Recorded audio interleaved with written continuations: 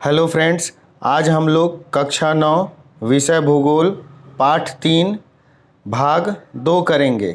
भाग 1 का लिंक मेरे आज के इस वीडियो के डिस्क्रिप्शन में दिया हुआ है, जिसमें हम लोगों ने सिंधु नदी और गंगा नदी के बारे में पूरा डिटेल में देखा था। उसका लिंक दिया हुआ है, आप चाहें तो जाकर उसको देख सकते हैं। आइए आज हम लोग भाग 2 में पहली नदी ब्रह्मपुत्र नदी के बारे में करते हैं। इस नदी की उत्पत्ति तिब्बत स्थित मानसरोवर झील से हुई है। इसकी कुल लंबाई 2900 किलोमीटर से अधिक है और इसका अधिकांश प्रवाह क्षेत्र सिंधु की भांति भारत से बाहर स्थित है। यह उत्तर में हिमालय के समानांतर प्रवाहित होकर नामचा बरवा शिखर के समीप अंग्रेजी के यू आकार की मोड़ बनाकर अरुणाचल प्रदेश में गाज के माध्यम से प्रवेश करती है। इसे यहाँ स्थानीय भाषा में दिहांग के नाम से भी जानते हैं। असम के समीप बूढ़ी गंडक, दिसांग, कपोली, लोहित, केनुला तथा अन्य सहायक नदियाँ दक्षिण से आकर ब्रह्मपुत्र नदी में मिल जाती है। हिमालय से आकर मिलने वाली सहायक नदियों में सुवर्णश्री, कामेंग, धनश्री, मनस और तीस्ता हैं। इस पैराग्राफ में जो ज़रूरी चीज़ें हैं वो ये कि ब्रह्मपुत्र नदी एक बहुत बड़ी नदी है और इसका अधिकांश भाग भारत के बाहर तिब्बत चीन स्थित प्रवाहित होता है। यह कहाँ से निकलती है? तो यह तिब्बत स्थित मानसरोवर झील के पूर्वी तट से निकलती है। इसकी कुल लंबाई 2900 किलोमीटर है और यह भारत में नामचा बरवा शिखर के समीप यू आकार का मोड़ लेते हुए अरुणाचल प्रदेश में प्रवेश करती है। और यहाँ इस अरुणाचल प्रदेश में इस नदी का वहाँ का लोकल नाम दिहांग है और इस ब्रह्मपुत्र नदी का तिब्बत में नाम सांगपो है। इसके कुछ सहायक नदियों के बारे में भी यहाँ बताया गया। जैसे कुछ सहायक नदियाँ हैं, जैसे बूढ़ी गंडक, दिसांग, कपोली, लोहित, केनुला के अलावा कुछ और भी हैं, जैसे सुवर्णश्री, कामेग, धनश्री, मनस, तीस्ता।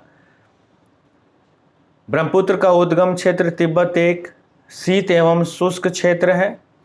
शीत का मतलब कि यहाँ सालों भर बहुत ज़्यादा बर्फ़ की चादर बिछी रहती है और सूखा क्षेत्र है। यहाँ नदी के जल में सिल्ट की मात्रा नगण्य होती है, किंतु जब यह नदी उच्च पर्वत क्षेत्र से गुजरती है तथा असम में जब अनेक धाराएं इससे मिलती हैं तो इस नदी में जल और सिल्ट की मात्रा बढ़ जाती है और यह बहुत ज़्यादा बढ़ जाती है। यहाँ यह गुम्फित होकर अनेक द्वीपों दियारा को जन्म देती है। तो जब तक यह तिब्बत चीन क्षेत्र में बह रही है वह शीत और शुष्क क्षेत्र है और उसमें सिल्ट की मात्रा नहीं होती है। नदी का जल भी बिल्कुल स्वच्छ होता है। लेकिन जैसे ही यह उच्च पर्वतीय क्षेत्र से गुजरती है और आसाम में अनेक नदियों के सहायक नदियों से मिलती है, अन्य धाराओं से मिलती है, तो यहाँ पर नदी में जल में सिल्ट की मात्रा बढ़ जाती है और यहाँ यह कई दियारा को जन्म देती है। प्रत्येक वर्ष वर्षा ऋतु में नदी की घाटी में अवसाद की मात्रा बढ़ने से जल का प्रवाह तटबंधों को पार कर अगल बगल के क्षेत्रों में फैल जाता है, बाढ़ का स्वरूप धारण कर लेती है। तो यहाँ यह भी समझाया गया कि आसाम में इस नदी की वजह से, ब्रह्मपुत्र नदी की वजह से बाढ़ हमेशा आती है। इस असम और बांग्लादेश में भारी जान माल की क्षति होती है। अन्य हिमालयी नदियों की अपेक्षा ब्रह्मपुत्र नदी में सिल्ट की मात्रा अधिक होती है और इस वजह से यह नदी बार बार अपना मार्ग परिवर्तन करती है। तो मार्ग परिवर्तन भी एक बड़ी समस्या है। दूसरा, इस नदी के कारण बांग्लादेश और आसाम में दोनों जगहों पर बाढ़ का स्वरूप भी देखने को मिलता है। कुछ फैक्ट: ब्रह्मपुत्र नदी को तिब्बत में सांगपो कहते हैं, बांग्लादेश में जमुना के नाम से जानते हैं, अरुणाचल प्रदेश में दिहांग और भारत में हम लोग इसको ब्रह्मपुत्र नदी के नाम से जानते हैं। तो इस प्रकार से एक नदी हुई और इसके 4 नाम हुए। आइए अब हम लोग यमुना नदी को देखते हैं। यह नदी महान हिमालय के यमुनोत्री हिमानी से निकलती है और 1375 किलोमीटर इसकी लंबाई है। यमुनोत्री से निकलती है और यमुना की कुल लंबाई 1375 किलोमीटर है। यह इलाहाबाद, जिसका आज का नया नाम है प्रयागराज, के निकट गंगा में मिल जाती है और इस तरह से यमुना का अस्तित्व गंगा में इलाहाबाद के पास मिलने से समाप्त हो जाता है। इसकी प्रमुख सहायक नदियाँ चंबल, बेतवा, केन इत्यादि है। इसके दाहिने तट से आकर मिलती है। अगली नदी घाघरा। यह नदी ट्रांस हिमालयन क्षेत्र के करनाली स्थित मापचा चुंगो हिमनद से निकलती है। यह दक्षिण पूर्व दिशा में बहकर हिमालय को पार करती है।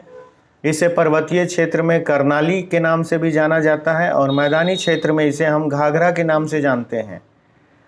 यह नदी नेपाल में प्रवाहित होकर छपरा के पास शारदा नदी का जल ग्रहण कर गंगा में मिल जाती है। इसे उत्तर प्रदेश में सरयू के नाम से भी जानते हैं। तो घाघरा नदी का भी यहाँ 3 नाम दिख रहा है। पर्वतीय क्षेत्र में इसे करनाली नाम से जानते हैं, मैदानी क्षेत्र में इसे घाघरा नाम से जानते हैं और उत्तर प्रदेश में इसे सरयू नाम से जानते हैं। और यह कहाँ से निकलती है? तो यह ट्रांस हिमालयन क्षेत्र से करनाली स्थित मापचा चुंगो हिमनद से निकलती है। गंडक नदी। यह नदी महान हिमालय से निकलकर नेपाल होते हुए बिहार के चंपारण में प्रवेश करती है। इस नदी के परिवहन मार्ग में तीव्र परिवर्तन और अवसाद से अत्यधिक निक्षेपण से यहाँ बाढ़ की आशंका बनी रहती है। इस नदी के साथ कई पौराणिक किंवदंतियाँ जुड़ी हुई हैं। तो इस गंडक नदी के बारे में बोला गया कि यह नेपाल के हिमालय क्षेत्र से निकलती है, बिहार के चंपारण में प्रवेश करती है और इस नदी में भी तीव्र मार्ग परिवर्तन होता है, क्योंकि यह भी अपने साथ बहुत कुछ अवसाद के रूप में लाती है और निक्षेपण यानी जमा करती है और उसके जमा होने से इस नदी का मार्ग परिवर्तन हो जाता है। इस नदी के साथ कई पुरानी कहानियाँ भी जुड़ी हुई हैं, इसीलिए यहाँ पर पौराणिक किंवदंतियाँ बोला गया। नेक्स्ट नदी है कोसी नदी। यह नदी भी महान हिमालय के गोसाईथान से निकलकर नेपाल होते हुए बिहार के सुपौल जिला में प्रवेश करती है। उद्गम स्थल के समीप कोसी की मुख्य धारा अरुणु कहलाती है। इसकी अन्य सहायक धाराओं में मिलाची, भोटिया, सप्तकोशी, तांबा, लिखू, दुग्ध तथा तंबूर प्रमुख हैं। यह इसके अतिरिक्त भी कई अन्य धाराओं को समाहित कर कुर्सेला सहरसा के निकट गंगा में जाकर मिल जाती है। इस नदी की कुल लंबाई 230 किलोमीटर है। तो यहाँ यह भी समझाया गया कि कोसी नदी हिमालय के गोसाईथान से निकलती है। ये गोसाईथान नेपाल में है और यह बिहार के सुपौल जिला में प्रवेश करती है। आगे बताया गया कि यह गंगा में किस जगह पर जाकर मिलती है? तो सहरसा के निकट कुर्सेला से मिलती है।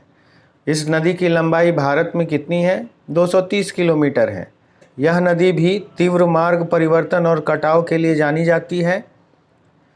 गंगा द्वारा लाई गई नवीन जलोढ़ से निर्मित बाढ़ का मैदान टाल के नाम से भी पुकारा जाता है।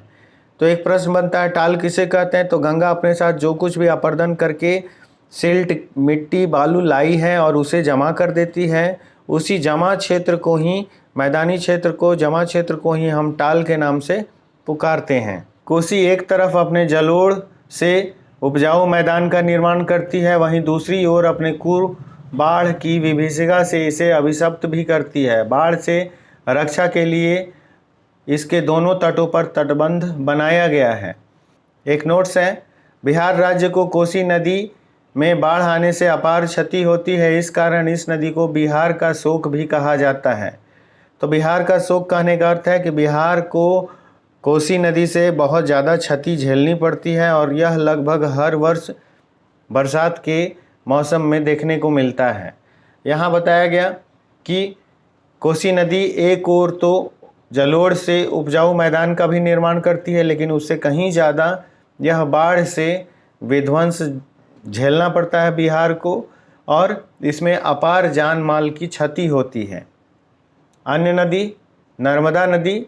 यह मध्य प्रदेश में अमरकंटक के निकट मैकाल की पहाड़ी से निकलने वाली नदी है और यह पश्चिम की ओर बहती है, एक भ्रंश घाटी से होती हुई बहती है और खंभात की खाड़ी भरौच के निकट गुजरात में यह अरब सागर में गिर जाती है। लेकिन गिरने से पूर्व यह जबलपुर के पास भेड़ा घाट में संगमरमर के शैलखंडों में गहरे गौर्ज में बहती है।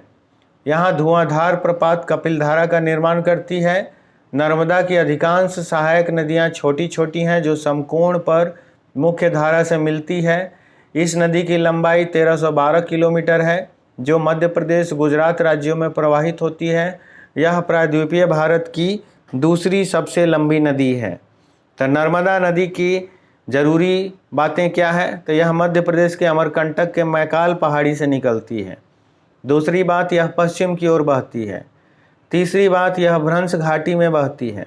चौथी, गुजरात के खंबात के खाड़ी में अरब सागर में गिर जाती है।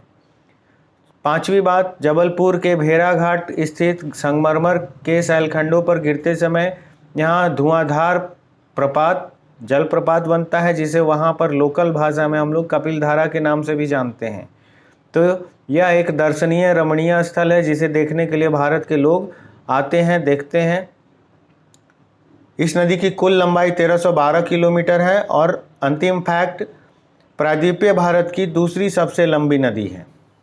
आइए अब हम लोग तापी नदी के बारे में देखते हैं।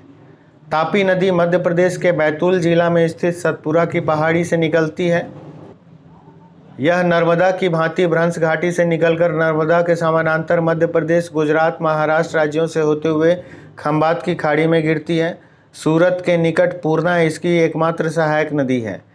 तो यहाँ पर तापी नदी के बारे में बताया गया कि यह मध्य प्रदेश बैतूल के सतपुरा की पहाड़ी से निकलती है।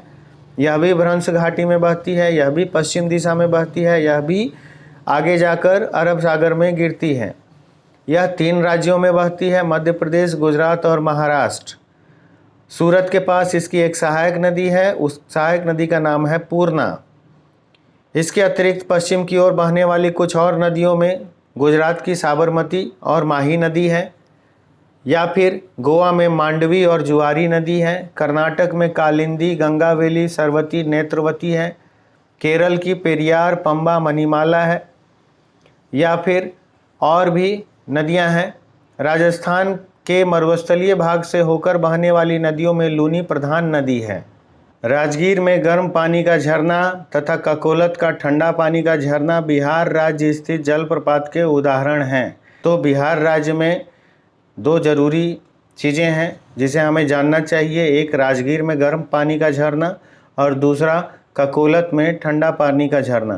तो ये 2 झरने बिहार के लिए ज़रूरी पर्यटन स्थल का निर्माण करते हैं और इन दोनों जगहों पर दूर दूर से लोग इसे देखने, घूमने आते हैं। महानदी, यह प्रायद्वीपीय भारत में बंगाल की खाड़ी में प्रवाहित होने वाली तीसरी सबसे लंबी नदी है। इसकी कुल लंबाई 890 किलोमीटर है।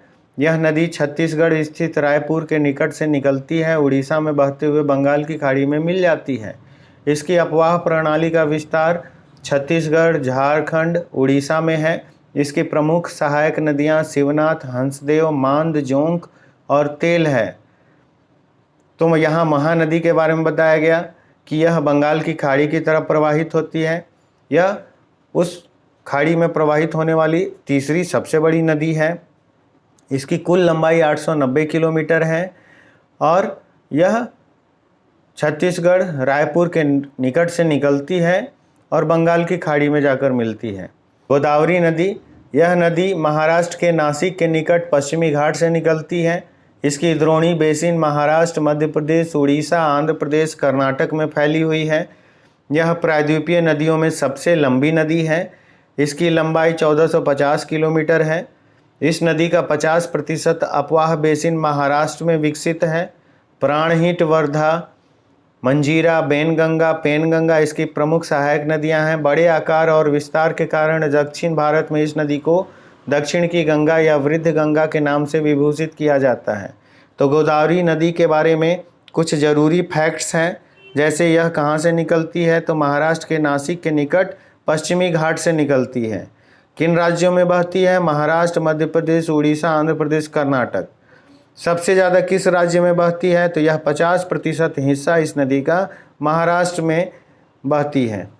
आगे बताया गया कि यह प्रायद्वीपीय नदियों में सबसे लंबी नदी है और इसकी कुल लंबाई 1450 किलोमीटर है और इसे दक्षिण भारत में दक्षिण की गंगा भी कहते हैं या वृद्ध गंगा के नाम से भी इसे हम जानते हैं। नेक्स्ट नदी है कृष्णा नदी। पश्चिमी घाट स्थित महाबालेश्वर महाराष्ट्र के निकट एक स्रोत से निकलती है। इसकी कुल लंबाई 1290 किलोमीटर है और यह बंगाल की खाड़ी में जाकर गिरती है। इसके अपवाह बेसिन में महाराष्ट्र, कर्नाटक, आंध्र प्रदेश राज्य है। इन 3 राज्यों में यह बहती है। इसकी प्रमुख सहायक नदियों में दूधगंगा, पंचगंगा, तुंगभद्रा, कोयना, घाटप्रभा, मालप्रभा, मूसी, भीमा है। तो ये इसकी सहायक नदियाँ हो गई। कावेरी नदी, कावेरी की उत्पत्ति पश्चिमी घाट स्थित ब्रह्मगिरी पहाड़ी से हुई है। तो इसकी उत्पत्ति पश्चिमी घाट ब्रह्मगिरी पहाड़ी से हुई है। इसकी कुल लंबाई 760 किलोमीटर है। और यह किन राज्यों में बहती है? तो यह तमिलनाडु, केरल, कर्नाटक राज्यों में बहती है। इसके कुछ प्रमुख सहायक नदियों में अमरावती, भवानी, हेमावती, लोकपावनी, अकावली, लक्ष्मण तीर्थ, काबिनी है। और अंततः यह तमिलनाडु स्थित कुडलूर से दक्षिण बंगाल की खाड़ी में मिल जाती है। तो यह अंततः कहाँ बहती है? तमिलनाडु स्थित कुडलूर में बहती है और उसके बाद बंगाल की खाड़ी में जाकर मिल जाती है। उपरोक्त नदियों के अतिरिक्त भी कई छोटी छोटी नदियां हैं जो पूर्व की ओर बहती हैं, जिसमें दामोदर, ब्रह्मणी, वैतरणी या सुवर्णरेखा प्रमुख हैं। एक फैक्ट, शिव समुद्रम जलप्रपात भारत का दूसरा सबसे बड़ा जलप्रपात है जो कावेरी नदी पर है और इस जलप्रपात के बिजली घर से मैसूर तथा कोलार स्वर्ण क्षेत्र को विद्युत प्रदान होता है। नेक्स्ट हेडिंग है जलाशय या झील। कश्मीर स्थित डल या वुलर झील, नैनीताल राजस्थान का सांवर झील, बेगूसराय का कांवर पक्षी विहार, बेतिया का सरैया मान, दरभंगा का लक्ष्मी सागर जैसे जलाशयों से आप परिचित हैं। ये मानवीय उपयोग के साधन के साथ साथ पर्यटकों के लिए भी आकर्षण का केंद्र होते हैं। क्या आपने झीलों के महत्व को जानने का प्रयास किया है? जरा सोचिए, यदि उन स्थानों पर झील नहीं होता तब वे उतने पर्यटकों को आकर्षित कर पाते जितना आज करते हैं। प्रायः जल भरे विशाल गड्ढे को झील के रूप में जाना जाता है। तो यहाँ झील का एक लाइन का डिफिनीशन क्या हुआ? तो जल भरे विशाल गड्ढे जो हमेशा नदी जल से या फिर वर्षा जल से रिचार्ज होते रहते हैं, पुनर्भरण होता रहता है, ऐसे जलाशय को हम झील कहते हैं। पर झीलों के आकार प्रकार के साथ साथ इनके प्रकृति में भी भिन्नता पाई जाती है। वर्षा के जल के जमाव, हिमानियों या हिम चादरों के पिघलने से झील का निर्माण होता है। झील मुख्यतः प्राकृतिक कारणों से निर्मित होते हैं। आइए अब हम लोग देखते हैं कि झील के अलग अलग कौन कौन से निर्माण के कारण हैं और किस तरह के झील हैं। निर्माण की दृष्टि से झीलों के निम्नलिखित प्रकार हैं। धसान घाटी झील। धसान घाटी में जब जल जमाव होता है तब इस प्रकार का झील बन जाता है। अफ्रीका में इस प्रकार की झील की संख्या अधिक है जहां धसान घाटी के वजह से झील का निर्माण हुआ है। उन अफ्रीका में झीलों का नाम क्या है? विक्टोरिया, रुडोल्फ, न्यासा इसके उदाहरण हैं। भारत में तिल्लाइया बांध द्वारा धसान घाटी में कृत्रिम झील बनाया गया है। गोखुर झील। नदियों में जब अवसाद की मात्रा बढ़ जाती है या भूमि की ढाल कम हो जाती है तब उसके मार्ग में विसर्पण पैदा होने लगता है। अंततः विसर्पित भाग कटकर मुख्य धारा से अलग हो जाती है जिसका आकार गाय के खुर के समान होता है। इसे गोखुर या परित्यक्त झील भी कहा जाता है। उत्तरी बिहार में इस प्रकार के झील पाए जाते हैं। बेतिया का सरैया मान या बेगूसराय का कांवर झील इसी का उदाहरण है।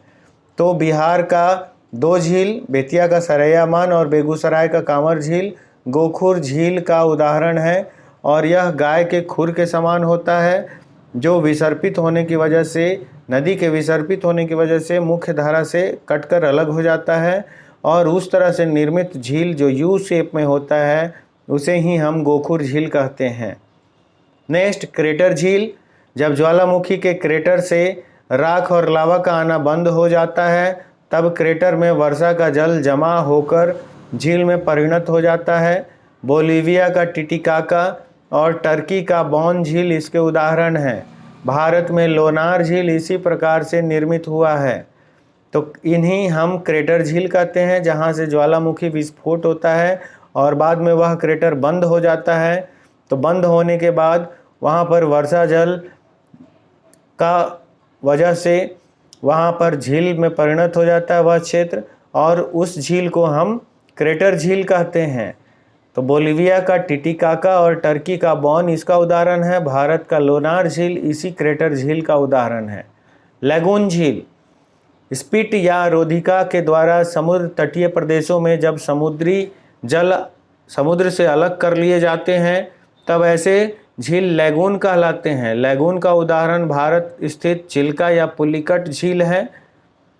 अवरोधक झील कभी कभी पर्वतीय प्रदेशों में भूस्खलन के कारण चट्टानें गिरकर नदियों के प्रवाह को रोक देते हैं तो इससे भी झील बन जाते हैं, इसे अवरोधक झील कहते हैं। हिमानी झील हिमालय क्षेत्र में हिमानी द्वारा निर्मित झीलों में नैनीताल, भीमताल, सातताल आदि सुंदर उदाहरण हैं। इन्हें हम हिमानी झील कहते हैं। भूगर्भीय क्रिया से निर्मित झील जम्मू कश्मीर में वुलर झील मीठे पानी का भारत का सबसे बड़ा झील है। जल विद्युत पैदा करने के लिए नदियों पर बांध लगाए जाने से भी झील का निर्माण होता है। जैसे भाखड़ा नांगल परियोजना के विकास से गोविंद सागर झील का निर्माण हुआ है। लोकतक या बड़ियानी जैसे कई मीठे पानी के झील के साथ साथ राजस्थान का लवण युक्त सांभर झील भी इसी प्रकार के झील हैं। तो यहाँ कुछ बहुत ज़रूरी जीके के फैक्ट्स दिए हुए हैं। जम्मू कश्मीर का वुलर झील मीठे पानी का भारत का सबसे बड़ा झील है। भाखड़ा नांगल परियोजना के निकट गोविंद सागर एक कृत्रिम झील है। वैसे ही लोकतक बड़ियानी नाम का मीठे पानी का झील है। राजस्थान का लवण युक्त झील जो कि खारा है, नमकीन है, यह सांभर झील है।